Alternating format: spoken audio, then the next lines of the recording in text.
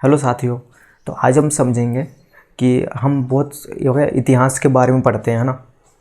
या फिर बहुत सारे स्टूडेंट भी पढ़ते हैं, लेकिन मैक्सिमम लोगों को क्या ये मालूम नहीं रहता है ना। प्रॉपर ये जो डेट लिखा रहता है ना, डेट के आगे ये ईसा पूर्व यूज होता है ना। कभी आप देखना BC या है ना BC यूज होता है, या फिर ईसवी यूज होता है, सी यूज होता है ना। तो ये क्यों यूज होता है, किसी को मैक्सिमम सबको नहीं मालूम रहता है ना, नॉर्मल लोगों को। तो बस सिर्फ नाम के लिए पढ़ते हैं कि मान लो जो क्या कि 40 ईसा पूर्व कहीं पे लिखा रहेगा, है ना। तो बस इस 40 को याद रखेंगे, बाकी से कोई मतलब ही नहीं है ना। क्यों? क्योंकि इसके बारे में जानता ही नहीं कोई, है ना। मतलब किसी को मालूम ही नहीं रहेगा तो इसके बारे में कोई मतलब भी नहीं रहेगा। फिर जब आप एग्ज़ाम में लिखोगे, जब हम ये चीज़ हम लिखेंगे नहीं है ना, डायरेक्ट हम खाली लिख देंगे 40 ईस्वी, तो फिर आपका आंसर गलत, है ना। गलत यानी पूरे गलत, ठीक है।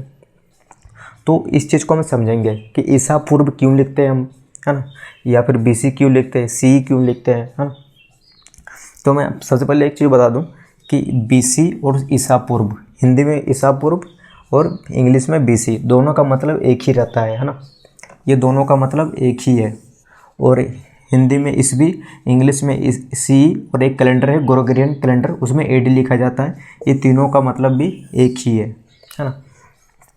अब बीच में क्या बचता है हमारा कॉमन, ईस्वी या फिर C या AD, है ना। तो हम सबसे पहले क्या समझेंगे, ईस्वी यानी हिंदी से हम समझेंगे, ठीक है, या फिर C, ठीक है। तो ईस्वी हम क्यों बोलते हैं, देखो कि जो ईसा मसीह है ना, जो क्रिश्चियन धर्म के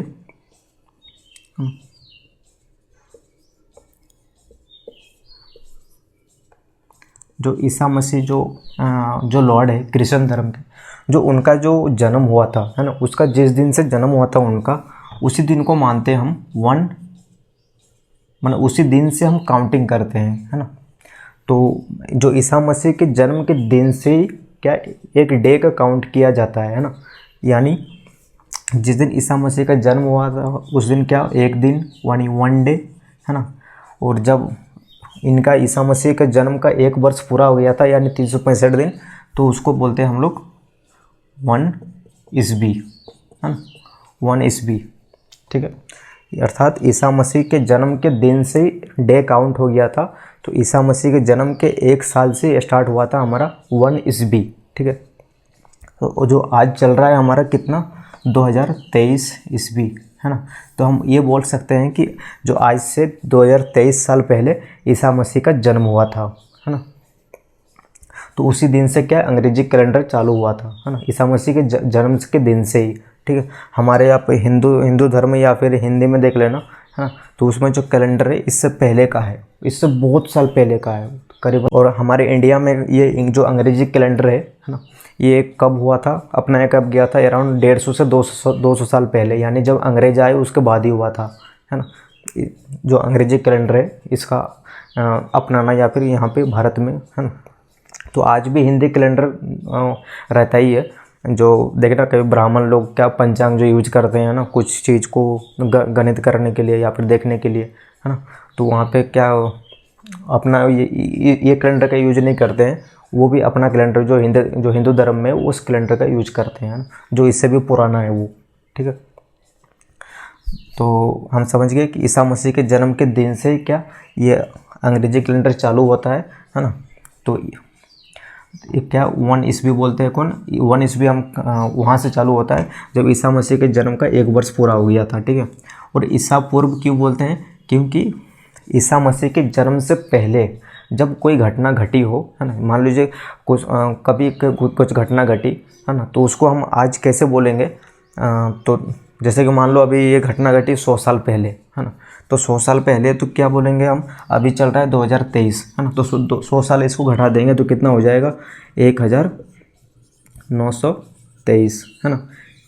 यानी 1923 में क्या हुआ था हमारा घटना हुआ था, तो इसका आगे में क्या लिखेंगे 1923 ईस्वी, है ना। लेकिन बोलेंगे आज से करीब 3000 साल पहले, है ना, 3000 साल पहले ये कुछ घटना हुई, तो उसको हम डायरेक्ट ऐसे लिख सकते हैं 3000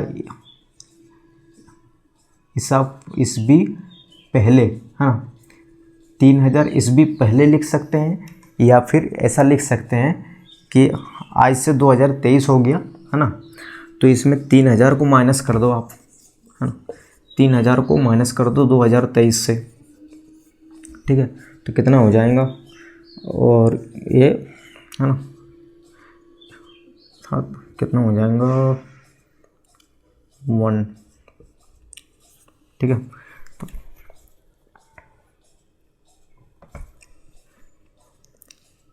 सॉरी 900 है ना, तो कितना 977 यानी 977 है ना। तो मैं ये तरीका बता रहा हूँ कैसा लिखा जाता है ना। तो हम कुछ चीज़ को लिखना है, 3000 साल पहले कुछ हुआ था, है ना, कोई लड़ाई हुई थी या किसी भी मुद्दे पे कुछ मीटिंग हुई थी, है ना, या फिर भगवान का उदय हुआ था, या फिर किसी देश का जन्म हुआ था, या फिर वो डायनासोर मरे थे, है ना। तो इसको हम कैसे लिखेंगे कि 3000 को आज के डेट से हम माइनस कर देंगे 2023 को, तो बचा मेरा कितना 977, है ना। तो हम इसको ऐसा लिखेंगे 977 ईसा पूर्व, है ना, इसको ऐसे लिखेंगे हम, ठीक है। तो ये एग्जैक्ट तरीका लिखने का, है ना, यानी 977 ईसा पूर्व, यानी जो ईसा मसीह है उसके जन्म से 977 साल पहले और का, है ना। तो अगर यदि मान लो हमको ये चीज़ पता नहीं रहेगा, है ना, कि कितना साल पहले घटना हुई, लेकिन हमको लिखा हुआ मालूम है ना, वहाँ पे लिखा हुआ है कि मान लो 6000 ईसा पूर्व, है ना, कुछ घटना हुई, है ना, ऐसे मान के चलते हैं कि डायनासोर, है ना, डायनासोर का आगमन, है ना, डायनासोर कब आए थे, मान लीजिए हम 6000 ईसा पूर्व, है ना। तो आज के डेट से काउंट करना है तो क्या होगा 6000 प्लस 2023, है ना, प्लस में क्या कर देंगे 2023, तो कितना हो जाएगा 6 2 8 8023 साल पहले, है ना, क्या होता है डायनासोर आया था, हम एग्जाम्पल के तौर पे लेते हैं। तो इसको हम देख चुके हैं, है ना, ये हिंदी में। अब सेम इसी तरह सेम मीनिंग रहता है बिफोर क्राइस्ट, हम इंग्लिश में लिखते हैं, है ना, जैसे 3000 ईसा 3000 यहाँ पे जो लिखे हम 977 ईसा पूर्व, तो इंग्लिश में लिखेंगे तो क्या होगा 977 BC, यानी ईसा मसीह के जन्म से पहले, बिफोर क्राइस्ट, है ना, बिफोर क्राइस्ट, है ना। और सेम इस तरह से जो आज का प्रजेंट क्या लिखते हैं हम, इस भी सी मतलब कॉमन एरा, और एडी मतलब एक क्या ग्रेगोरियन कैलेंडर है, तो उसी में हम एडी लिखते हैं। वो हम आज यहाँ पे यूज नहीं करते हो, भारत में क्या यूज करते हैं हम लोग, इस भी हिंदी में, है ना, या फिर इंग्लिश में कुछ छपा रहेगा तो सी, ठीक है। तो ये तो समझ गए एग्जैक्ट, आशा करता हूँ आप लोग भी समझ गए होंगे, क्योंकि इसके बिना तो फिर हिस्ट्री पढ़ना बेकार ही है ना, कुछ समझ में नहीं आएगा कब कौन सी घटना घटी, ठीक है।